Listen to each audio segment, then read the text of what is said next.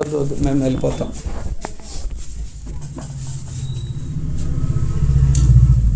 నువ్వు చేసుకోవా? అరే వీళ్ళది అయిపోయినాయి, మంది ఏముంది, మంది ఎప్పుడైనా చేసుకోవచ్చు. వీళ్ళు దొరకరు, పెద్ద బిజీలు వాళ్ళు.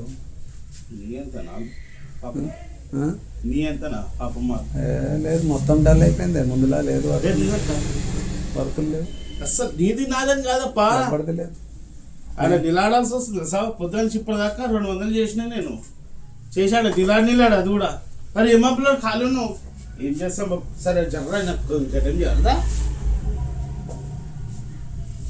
మళ్ళీ దీనికి అదేదో అంటారు చూడు, బేరం లేని దుకాణానికి కాంపిటీషన్ ఎక్కువ.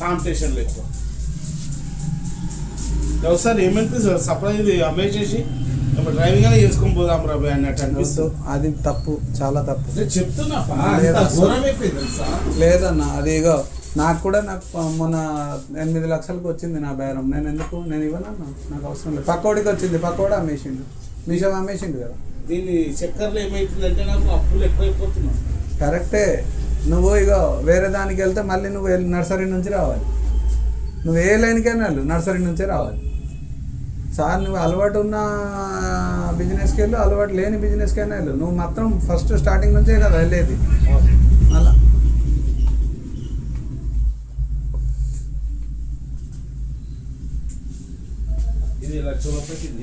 అంతే. పిల్లలకి అంటే చిరాకు అయిపోతుంది పాపం. పాప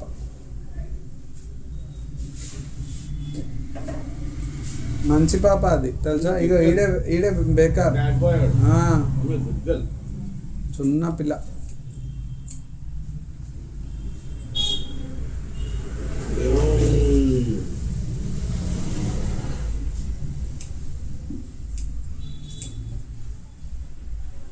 టీవీ మానేయాలి, లేకపోతే టీవీ తీసుకొని స్క్రాప్లో పడేస్తా, సరేనా?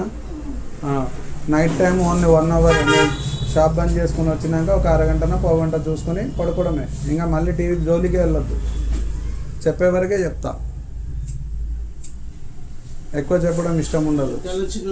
మమ్మీ అలా కాదు, అరే మీ డాడీ ముక్కలు ఆచారు తల వంచు నాసి ఎలా చూస్తాం అలా.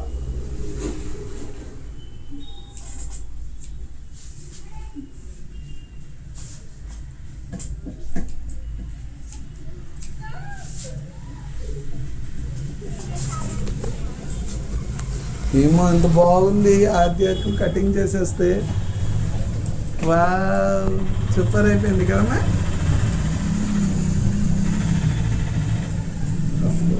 బంగారు తల్లి అయిపోయింది.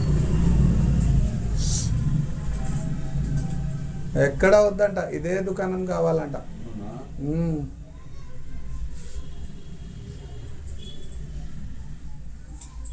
మేమే బీఐపీ అంటే మాకంటే బీఐపీ నువ్వు అయిపోతున్నావు. అసలు పాపం టైం సెట్ కావట్లేదు.